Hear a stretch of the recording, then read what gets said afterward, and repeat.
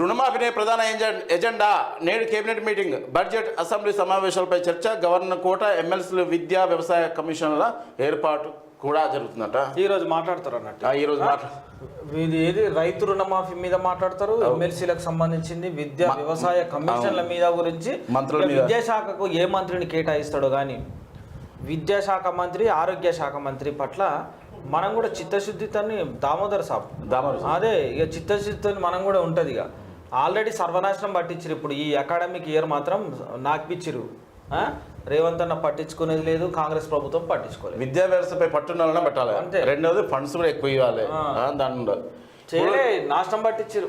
ఈ కేజ్రీవాల్కు ఇగిలిస్తుండ అయ్యో రేవంత్ అన్న ఎట్లు ఇగిలియ బుద్ధి అవుతుందో.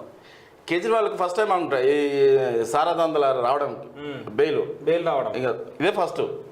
ఎందుకంటే సరైన రుజువులు చూడకపోతే ఎట్లా ఎన్నడూ న్యాయం గెలుస్తుంది. ఇక మరి కవితక్క కూడా త్వరలో రాబోస్తుందని అంచనా. ఇప్పుడు కేజ్రీవాల్ ఈయన పోయి సరెండర్ అయినట్టుండి.